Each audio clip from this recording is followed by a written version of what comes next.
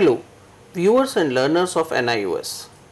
I, Piyush Prasad, Academic Officer, NIOS. Together with me, today we are having Mrs. Uma Sanjay Singh, who is an Associate Professor in Delhi University, are going to discuss on the topic ratio analysis. Learners, as you know that in our previous module, in our previous program, we have already told you about the liquidity ratio as well as the activity ratio and the types of ratio that are going to be covered under them.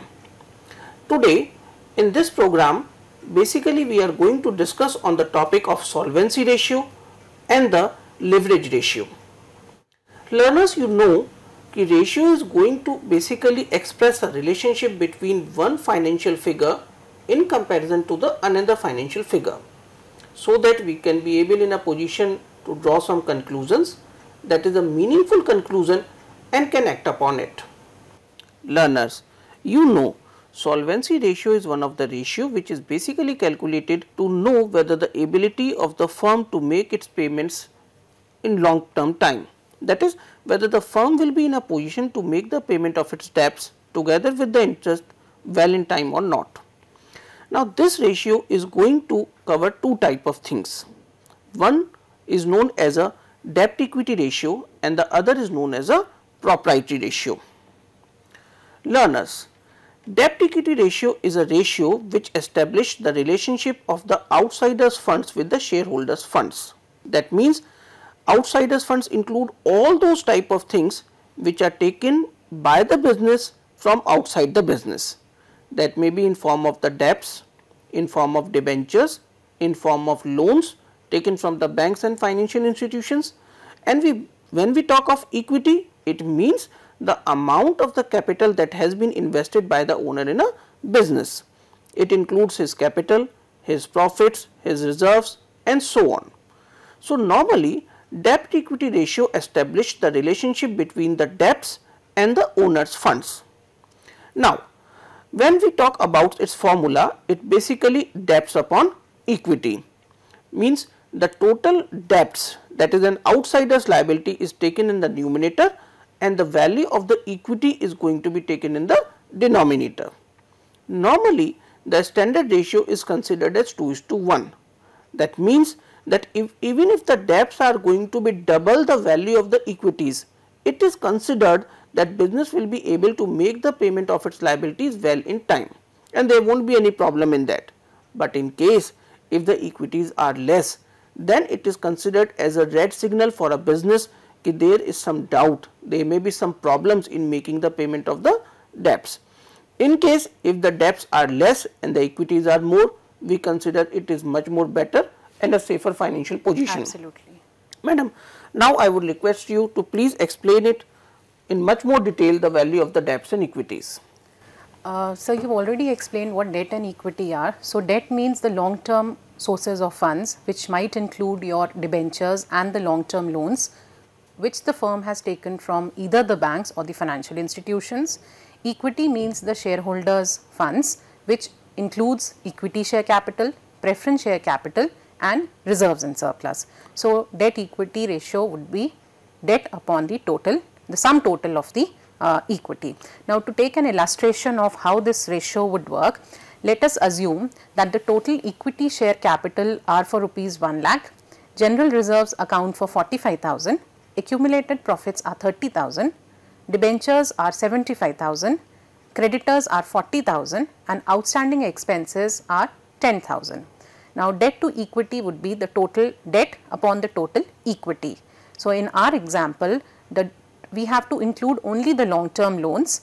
In this case, debentures are only the long term loans. So the creditors and outstanding expenses are the current liabilities. So we will not include that to be a part of our debt. So debentures account for only 75,000. So debt means 75,000, that turns out to be our numerator, and equity will include the sum total of equity share capital, general reserves and accumulated profits, and in all they constitute 1,75,000. So our ratio turns out to be 3:1. 7. So it means we are on a much more safer side because the standard ratio says 2:1. Yeah. That even if the debts are going to be double the value of the equities, the firm will be in a position to make the payment of debts well in time. Absolutely. Here in case the equities are much more on a double side. Yeah. So we are on a much more safer hand. We consider business as to be a good business and the business will be able to make the payments of its debts well in time. It's a kind of presumption that has been taken into consideration. If this is a situation, then this should happen. Now suppose learner taken another case. We would like to explain you with the help of an example.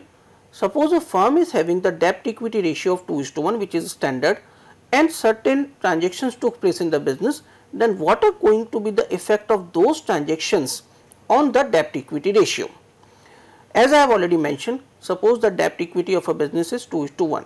Now we have to take or presume some value which comes under this category. Say for example, the total value of the debts is 10 lakh rupees and the value of the equity is 5 lakh rupees. In the debts we basically include debenture and loans, and in equities, as we have already discussed, it includes equity shareholders funds, preference shareholder funds, their reserves, any accumulated profits and so on. Suppose if a company is going to issue the debentures, then in that case what is going to be the effect of issue of debentures on the debt equity ratio? Madam, please explain our learners. In this case, when you are issuing debentures, so that means your total debentures increases. So we had assumed 10 lakh to be the earlier debentures. Now let us assume that 2 lakh more debentures are issued. So in that case, from 10 lakh, the total debentures for the firm becomes 12 lakhs. Your equity remains as it is, it was 5 lakhs. So as a result, the impact on the debt equity ratio would be that debt to equity would increase. So it will increase from 2:1, which of course it increases from the ideal state. So it may not, in the long run, it may turn out to be a risky proposition for the, not considered good for the business. It might turn out to be a risky proposition for the debenture holders. So learners, as we know that the debts are going to remain same, only there will be an increase in the value of the equity by 2 lakh rupees. The debts will remain same 10 lakh rupees while equity will increases to 7 lakh rupees. In this case, there will be an overall increase in the ratio from 2:1. And this is considered as a good sign for a business. We presume that now the business is much more safe and the debts are much more safe. There is a possibility of getting their repayment well in time and it is considered good. Absolutely. Now take another example.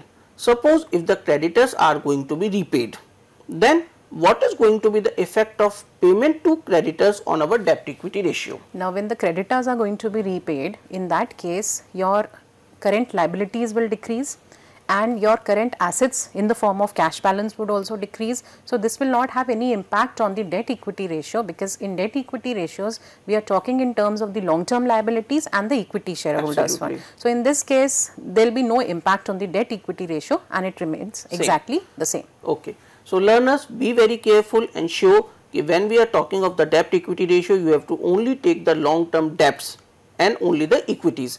Current liabilities and current assets are not to be taken into consideration. Now we come on to the second aspects of the debt equity ratio, which covers a proprietary ratio. I will request the ma'am to explain the proprietary ratio to our learners. The second aspect of the liquidity ratios are the proprietary ratio that establishes the relationship between the shareholders fund and the total assets of the firm. And total assets here would mean both the fixed assets, the current assets as well as the investments. Now the basic purpose of calculating the proprietary ratio is to indicate the general financial position of the firm, and the formula that is used to calculate the proprietary ratio is the total shareholders funds upon the total assets. Now there is no ideal or any satisfactory ratio which we can say that is there for the proprietary ratio, but the higher the better, because in the long run it turns out to be better for the long term creditors because they are on a safer ground, because again it is implying that the firm has sufficient funds to pay off the long term dues as and when they become due, as well as it is able to repay its interest amount. Can you explain in much more better way that what exactly we are going to include in the shareholders funds and so on? Okay. Now the formula for proprietary ratio, I have just said it is total shareholders funds upon the total assets. Now total shareholders fund would mean the equity share capital, the preference share capital, the reserves and surpluses, and from this sum total of these three, you have to subtract the accumulated losses. What do we exactly mean by the term accumulated losses over here? Okay, now accumulated losses or accumulated deficit or retained losses, these are the losses that are carried forward from the previous years and they have to be offset from the future earnings. Okay. The basic purpose is to reduce your tax liability, because the profits for the current year, if they get reduced, automatically the tax liability or the tax burden which the firm has will also decrease. So these losses could be in the form of, let us say, profit and loss debit balance. Any such kind of losses are provided to you in your balance sheet, which are going to come under the category of the miscellaneous expenditure, as we have quoted right now. They may be the preliminary expenses, discount on issue of shares or debentures, or it can be any kind of loss which may arise on sale of fixed assets and so on. You are going to deduct this amount from the value of the shareholders' funds. You add up the things on the liability side, which comes under the category of the equity. It includes the equity shareholders' funds, preference shareholders' funds, all kind of profits and reserve, and from there you are going to deduct the accumulated losses. So this will account for the total shareholders fund, and total assets would mean both the fixed assets plus the current assets, and if at all the firm has also have some investments, so that also becomes a part of the total assets. So your proprietary ratio would be the total shareholders fund divided by the total assets. Now I have got a doubt over here. Okay. Suppose on a asset side we are having the fixed assets, we are having the investment, we are having the current assets, and we are having some items under the miscellaneous expenditure.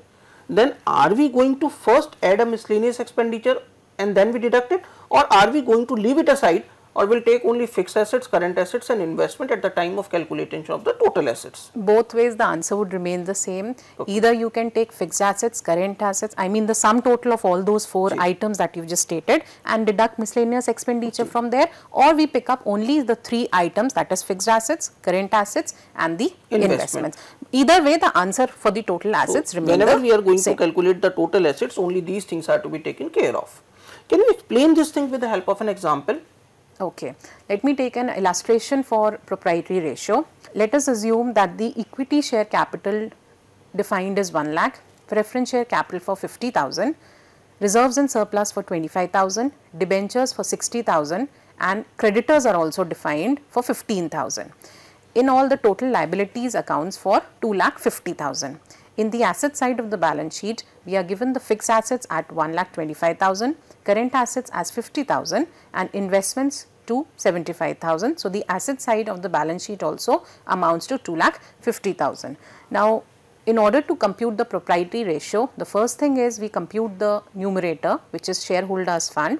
So in our example, it will include the equity share capital, the preference share capital and the reserves and surpluses, which accounts for 1,75,000, and the total assets defined would be the fixed assets, the current assets and investments, and they amount to 2,50,000. So our ratio becomes 1,75,000 divided by 2,50,000. So it is 0.7 as a pure number, or we can express it as a percentage, and it turns out to be 70%. So in case if we want to convert the pure number into percentage, are we going to multiply it by 100, because you have to express it as a percentage. So now what is your view as the ratio is 70%? Yeah. Is it good sign for a business, or it is a alarming one? It's a very good sign for the business, because the total shareholders fund to total assets are amounting to 70%. Okay. So in case if the higher the ratio, the better it is going to be considered. Yeah, but there is no ideal, or we can say a standard ratio to make a comparison. It depends upon industry to industry, it depends upon firm to firm. So in our case, of course, it's on a higher side, so we can very well assume that it's on a safer side for the business. Now after this, the another type of ratio which comes to us as to be the leverage or a capital structure ratio. This is one of the ratio which expresses the structure of the capital in a business. I will request the madam to explain it in much more better detail. Now the leverage or the capital structure ratios, this is another category of ratios which again measures the financial position of the firm through the capital structure. And one important ratio that is computed under this category is the capital gearing ratio. Now first of all, let me explain what is capital structure. Now capital structure means the proportion of the various components of the total financing of the firm, because when you finance or when you talk about the total capital invested in the business, there are different sources of funding through equity share capital, through preference share capital, through debentures or through the long term loans. So, here in this ratio we are talking in terms of the proportionate amount of these various sources or various components in the total capital employed or simply the total capital structure of the firm. I would like to ask a question. In number of learners used to have a doubt over here ki why we include only the long term debts at the time of deciding the capital structure of a company and not the short term debts. Though I have tried my level best to explain them कि when we basically take the long term debts, they are going to be repaid in a long period of time. That is after a period of more than one year. That is, the money can be utilized very easily in a business. We can purchase machinery, we can have a building, we can have land and so on, and we can generate the profits out of it by which we can repay them in time. On the other hand, when we basically take the short term debts, that is from the creditors or by way of bills of exchange and so on, there the payment is going to be made in a very short period of time. They simply help us in having our working capital, in conducting our business smoothly, but that cannot be considered as a part of the capital because they are supposed to be paid in a short period of time. This is what I have explained. Is it so in terms of long-term debts? This is how it works in accounting, that when we talk about liabilities, there can either be short-term liabilities or the long-term liabilities.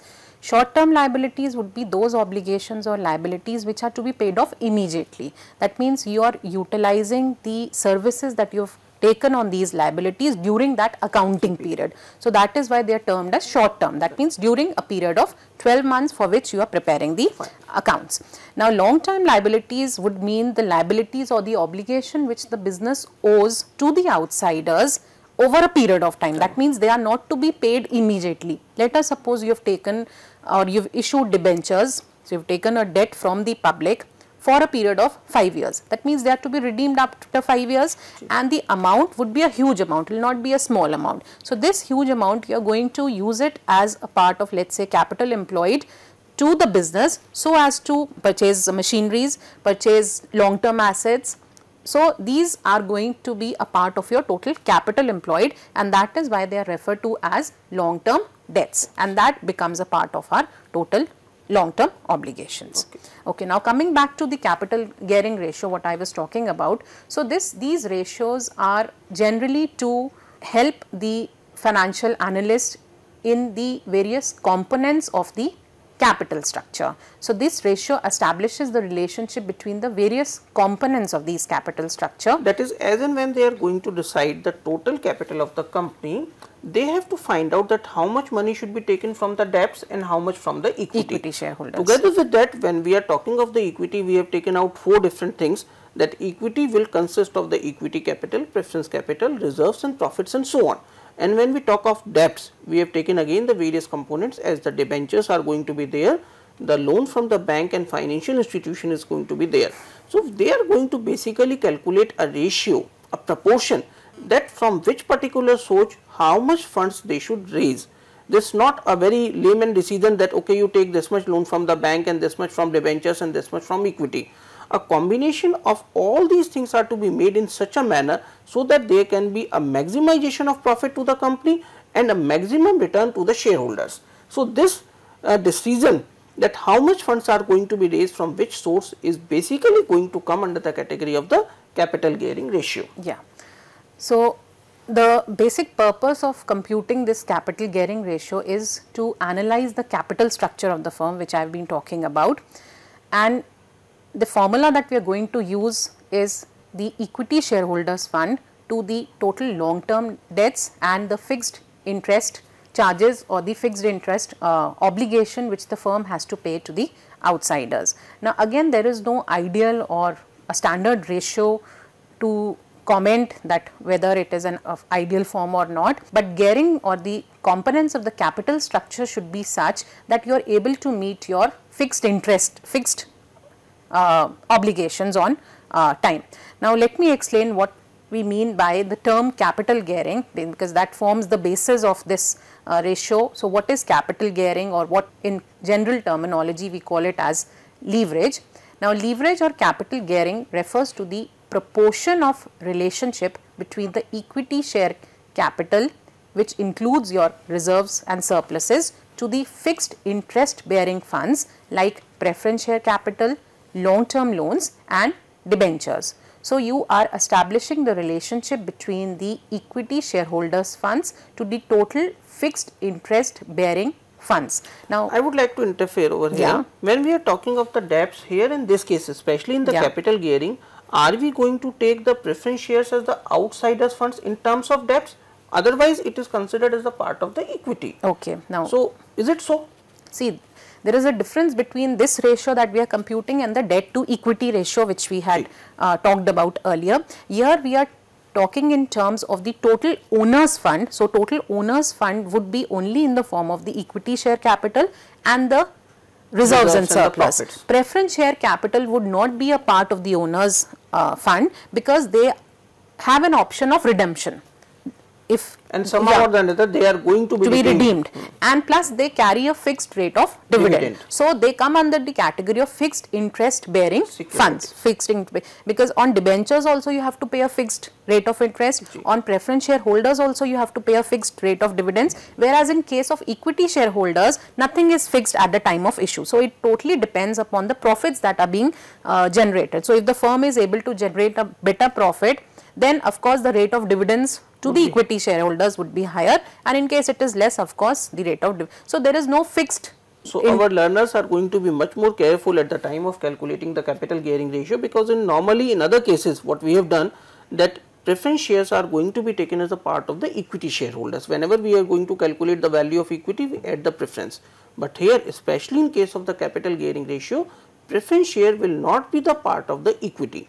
They are going to become the part of the long term debts, which are one or the another as to be repaid. As the madam has told you right now, preference shares are going to be paid a fixed rate of dividend, as it is going to be paid a fixed rate of interest in case of the debentures. So, equity will here include only the equity share capital, their reserves and the profits. Yeah. Here, since we are talking in terms of the composition of the capital structure, so we are trying to determine that whether debt is more, that means the fixed interest bearing securities are higher, or the equity share capital are higher. So, in financial language, we try to find out that whether the firm is highly geared or it is low geared. So, in order to make a comparison between high geared and low geared, what we mean by this is, if the proportion of equity share capital is less than the fixed interest bearing funds, then we say that it is high geared. And if it is the opposite case, that means the equity share capital proportion is greater than the fixed interest bearing funds, then it becomes low geared. So, in case if the debts are more in comparison to the equities, then it is highly geared. And in case if the equities are more, then it becomes then we call it as a low geared. So, that is the financial terminology or financial language which we use to identify the two. Now, let me clearly state on, because there could be a confusion between debt equity and capital gearing. Now, capital gearing, please understand that we are only talking in terms of the components of the capital structure, that what is the percentage of, let us say, debt, what is the percentage of equity, what is the percentage of preference, and we cluster fixed interest bearing funds together. So, preference, debentures, long term loans becomes one cluster, and equity is what the proprietors or the owners have. So, we cluster them into another category. So, you define a relationship between these two clusters. That is the main objective of computing the capital gearing ratio. Now, let me take an example to explain what we mean by highly geared and what is low geared in capital gearing. Let us assume we have been given information relating to the year 2010 and 2011 in respect of equity share capital, reserves and other items. Now, equity share capital for let me say for 2010 is 5 lakhs, for 2011 it is 4 lakhs. Reserves and surpluses are 3 lakhs and 2 lakh respectively for 2010 and 11. Long term loans are 2,50,000 and 3 lakh respectively, and the total debentures for the firm for 2010 are 2,50,000 and 4 lakh for 2011. Here I would like to interfere. As you have mentioned 6% before the debentures, what do we exactly mean by the term 6%? Yeah. Now, when the debentures are issued to the general public, your rate of interest is predefined.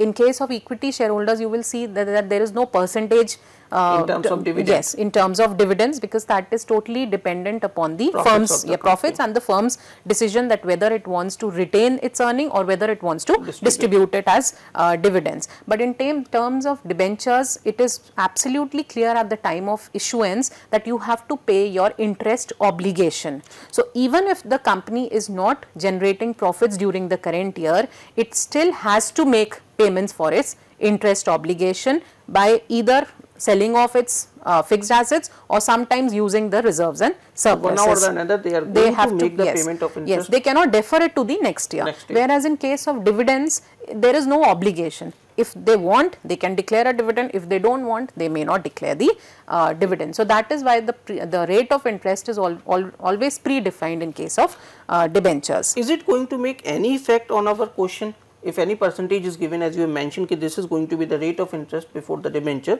as in when our learners are going to calculate a debt equity ratio, is this percentage is going to have any effect on our question? No, as far as the computation of capital gearing ratios goes, the rate of interest is immaterial. So here it is not of much importance. But if the same information we were using to compute the profitability ratios, then of course the rate of interest becomes important, because we have to take the interest component also into it. Now coming back to the same illustration which I was explaining, so the capital gearing ratio for 2010 would be your equity shareholders fund, so which is 5 lakh for equity plus the reserves and surpluses, divided by the fixed interest bearing funds, which in our case includes the long term liabilities and debentures, and together they account for 5 lakhs. So 8 lakh divided by 5 lakh gives us 8:5. Now for 2011 also we compute it in a similar manner, where 4 lakh plus 2 lakh accounts for the equity shareholders fund upon the fixed interest bearing funds, which accounts for long term loans and debentures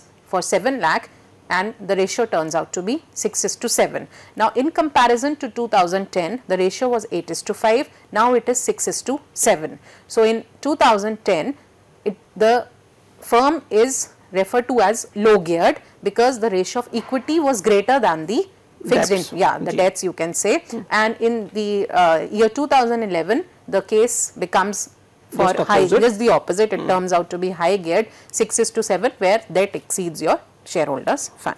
So learners, with our today's discussion, I hope that two different type of major ratios are going to be quite clear to you.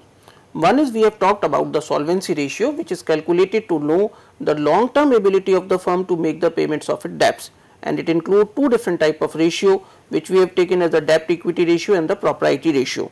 Together with that, we have discussed on the leverage ratio or a capital structure ratio, which is calculated to know that what are the means of finance for a company, that how much funds are going to be raised from which source, and you know that we have classified them into the low geared or the highly geared.